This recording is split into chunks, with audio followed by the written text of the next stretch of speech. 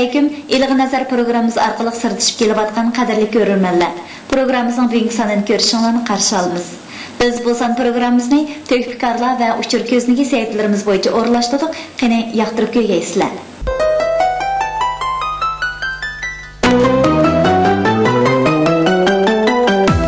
Qadirli görürmenler, bizde yaxshining o'zi o'lsimi, so'zi o'lmaydi deydigan hikmatlik maqoli bor. Shundaq. Bu to'limi chunqur falsafaviy ma'niga to'yingan maqola bo'lib, alvatan uchun xayrli ishlarni qilgan qadrdon kishilar nomining abadil abad o'chmaydiganligidek haqiqatni dalillab turadi.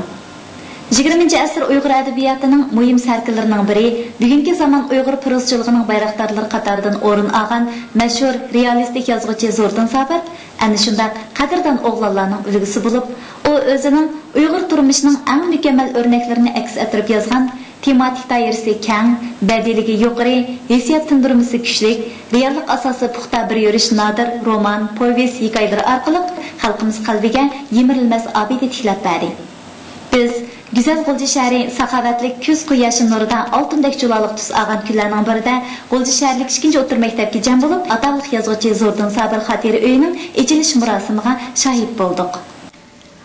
Ana yurt o'g'li Zo'rdin Sabirning hayotlik obidasini texim yaqinlashtiradigan bu qitimqi murosim faoliyati yozuvchining ona maktabi G'ulji shaharlik 2-o'rta maktabning sohibxonligida o'tkazilgan bo'lib, faoliyatga taklifga binoan Urumchi qatorliq joylardan kelgan har soha mutaxassislari, yozuvchining oila tobatlari, urug' tuqqanlari va hayot vaqtidagi kasbdosh sabdoshlari, elidagi yozuvchi, shoir, ziyolilar hamda ma'rif xizmatchilarini o'z ichiga olgan 150 nafardan ortiq kishi qadam tashrif qildi. Faoliyatning muqaddimasi yig'in bilan boshlanib, avval yig'in boshqaruvchi yozuvchi Zo'rdin Sabirning hayot musofasi va ijodiyat jarayonini bir qur tunishtirib o'tdi. Ondan G'ulji shaharlik 2-o'rta maktabning mudiri Shuhrat Nig'mat so'zga chiqib, bu qitimqi faoliyatning o'tkazilishiga aloqador ishlar va Zo'rdin Sabir xotira uyining barliq kelishining real ahamiyati haqida to'xtaldi. Yig'in jarayonida Abdunum rayonlik yozuvchilar jamiyatining sobiq raisi Mamtimin Noshur, Eli oblastlik adabiyot san'atchilar birlashmasining sobiq muavin raisi Tursi Muhammad Emin, Xinjiang universitetining professori Bug'da Abdulla, Zo'rdin Sabirning rafiqasi Xalcham Yusuf qatorliqlar so'zga taklif qilinib, marhumning bebaho odamiylik fazilatlari va o'zini adabiy ijodiyatga bag'ishlash ruhi, o'zlarida unutilmas ta'sir qoldirgan ishlarga aloqador xotirlarni noyda ta'sirli tillar bilan eslab o'tdi. Yozuvchi Zo'rdin Sabirning rafiqasi Xalchamada yozuvchining Onyurt trilogiyasining yozma nusxasini G'ulji shaharlik 2-o'rta maktabda qurilgan Zo'rdin Sabir xotira uyiga mangulik mulk sifatida taqdim qiladiganligini aytganida chilingan olqish chavaklari yig'in kayfiyatini jonlantirib o'tdi. Mashhur yozuvchimiz Zo'rdin Sabirningki xotira uyini qurib chiqishda tuvanki bir necha maqsadlar asos qilindi. Birisi yozuvchimiz Zo'rdin Sabir Umid maktabi, ya'ni 2-o'rta maktabda 64-yildan 79-yilgacha, shu 15 yil jarayonida shu maktab ishlagan. Nurg'un emgaklari bor maktabda, ajri bor, nurg'un tarbiyalash shogirdlari bor, xizmatdoshlari bor. Shu tarixni bir aslash uchun birinchi qadamda bu xotirani qurdik. Ikkinchisi navbatdagi yangi dars islohotiga maslash, ya'ni jonliq maslash, ilmiy o'rnatish maqsadida biz maktabga shu xotirani qurib, keng ijodiyatchi o'quvchilarniki onga havaskor o'quvchi mushularni texmi ijodiyatga zo'r to'kib qo'yish maqsadida, rivojlanish maqsadida shu xotirani qurib chiqdik. Uchinchidan endi ilm amaliyot qismiga biz davlat qurgan 60 yillikqa so'qil sifatida ilidagi yozuvchi, adib, shoirlarning tarixini bunga chiqardik. Demak, bu xotira bir universal xarakterdagi yangi darslik boyligi manbasi. Buni qiymat intenzor mangu bu o'quvchilar uchun bir darsxona boyligi hisoblanadi. Yig'in davomida yana sobiq muavin oblast boshlig'i Savirdin Umar, Abdunum rayonlik xalq qurultiyi doimiy komitetining sobiq muavin mudiri Mijit Nasir apandining xotira uyiga yozgan beg'ishlama so'zini o'qib o'tdi. Yig'in oxirida Zo'rdin Sabirga atalgan Peyg'am nomli naqsh qo'yilib, ko'pchilikning yozuvchini cheksiz seg'inish hissiyotiga barham bo'ldi. Zo'rdin Sabir xotira sarayi Abdunum rayonimizda o'tgan yozuvchi, shoir va boshqa ijodiyotchilarning birinchi qitim ochilgan xotira saroyi bo'lib qoldi. Bu nihoyatda yaxshi bir boshlanish bo'ldi. Mening qarashimcha yod etish o'lganlar uchun eng cho'ng mukofot, eng cho'ng sevinish, eng cho'ng ularni hurmatlash. Meşhurlu xotira saroyini Zo'rdan Sobirni yod etishning, hurmatlashning eng yaxshi bir ifodasi. Mavlam bundan keyin mundaq faoliyatlar, mundaq o'ylar davomli bo'lganligiga ishonaman. Yig'indan keyin xotira uyining ochilish murosimi o'tkazilib, Savardan Ömer, Bug'da Abdulla, Mantimin Hoshur, Muhammadjon Rashidullah Zo'rdan Sobir xotira uyining lentisini kesdi. Yig'in qatnashuvchilari vazmin qadamlar bilan yozuvchining nomiga qurilgan xotira uyini ekskursiya qilishdi. Bu xotira uyi G'o'lji shaharlik muarif idorasining qo'llab-quvvatlashi, har qaysi soha kishilarining yaqindan hamkorlashishi va G'o'lji shaharlik 2-o'rta maktabdagilarning uzoq vaqt tayyorlik ko'rishi natijasida qurilgan bo'lib, uningga yozuvchining hayoti va ijodiy faoliyatlariga oid nurg'unlagan qimmatli suratlar, uning asarlarining asli nusxalari va har qaysi matbuotda nashr qilingan nusxalari hamda u ishlatgan turmush buyumlari qatorliq narsalar, shundaqla elida tug'ilib o'sgan yozuvchi shoirlarning qisqacha tarjimaholi va suratlari qo'yilgan. Zo'rdan bugungi zamon Uyg'ur adabiyotining yirik vakillaridan biri. Bu yolg'iz Uyg'ur adabiyotimizning yirik vakillaridan biri bo'lib qolmasdan xalqaro ta'siri va shundaqla Jungo asonliq millatlar adabiyotidagi muhim bir shaxs. Zo'rdan Sobir Uyg'ur adabiyoti uchun butun vujudi bilan berilgan odam. U o'zining Olajut romanini hayotining oxirida o'zining og'riq bo'lishi, ko'zlarining ko'rmasligini texnik ig'irlab ketishi qatorliq shunday ishlar qarmay, eng oxirida yozib chiqdi. Shu romanni yozib uzun o'tmay olamga o'tdi.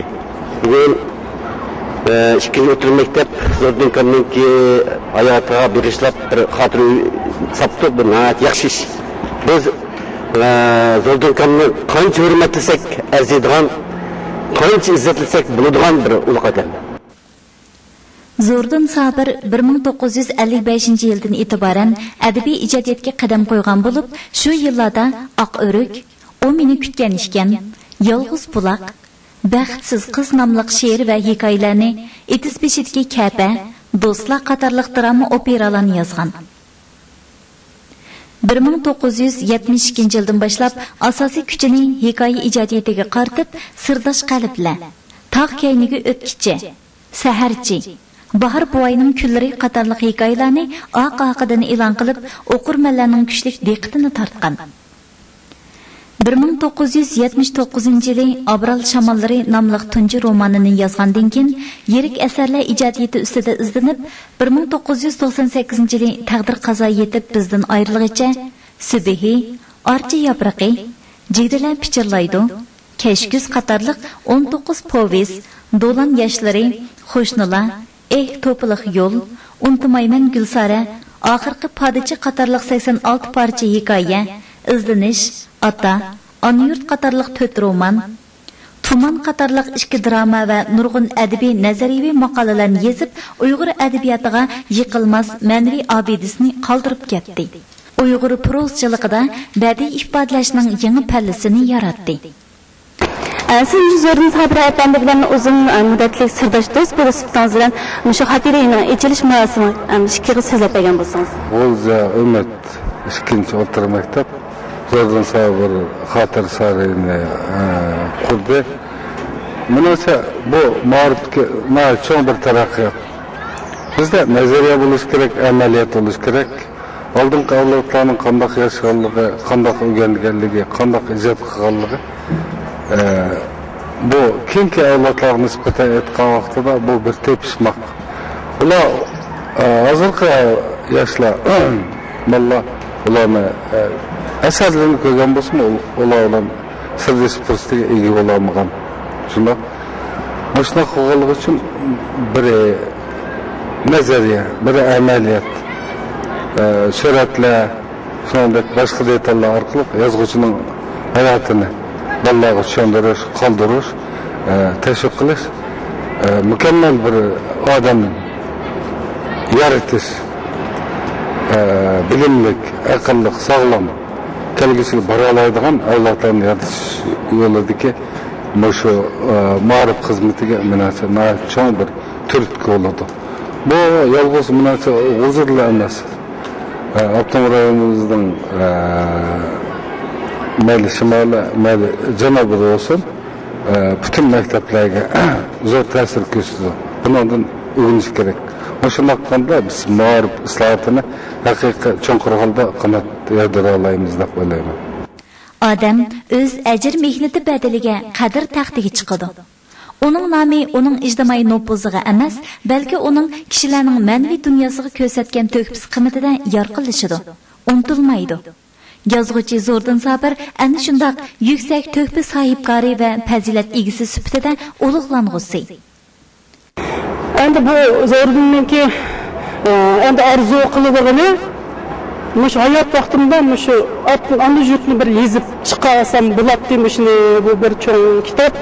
Ammo tasam umrim yer berami, lekin mushni cho'qim men yezib chiqarishim kerak degan bir orzusi bor. Uningga tugagandan keyin kitob chiqdi, 7 orzu. Yana bir orzusi o'zininki yurtim shu Bo'stonda bir xotira uy qilish orzusi bor. Men tugab kelsam mening jasadimni ashyoga qo'yganlar, shunday bir xotira uyni sap qo'yman. Men kimni kelsa kelib ziyorat qilib ketadi. Men mushni Xudoyim bir cho'qim qilaman degan orzusi bor. O arzusu ömrü kısık gelip yetemmeğen. Endi bugün muş arzusuğa 2. öğretim mektep Şevcanı Şöhret efendim mektep güç çıkarıp bu arzusuğa bular yetkizdi. Bugün yetti bu arzusuğa. Şunun için ben hoşal oldum. G'o'lji shaharlik 2. o'tir maktabda o'tkazilgan ataqliq yozuvchi Zo'rdin Sabir xotira uyining ochilish murosimi ajoyib ahamiyatli ta'sirotlar bilan oyoqlashdi. Faoliyat oxirida yig'in qatnashchilari kollektiv suratga tushib, bu xayrli faoliyatning mangu yordamchisi sifatida xotira qoldirdi. Qadrli ko'ruvchilar, oxirida biz ataqliq yozuvchi Zo'rdin Sabir xotira uyini qurib, yozuvchi shoirlarni va el uchun to'kib qo'shgan el o'g'lonlarini qadrlashning yangroq simfoniyasini yangratgan G'o'lji shaharlik 2. o'tir maktabning mazkur xotira uyini texmo mukammal qilib qurib chiqish yo'lidagi tirishchiligiga utuq tilaymiz.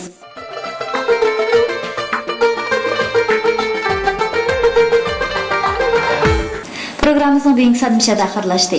Biz oxirida barliqlarning tininglarga salomatlik, turmushinglarga xotirjamlik tilaymiz. Programmamızın kelerki yansılar arkalık görüşeyle, hayır hoş.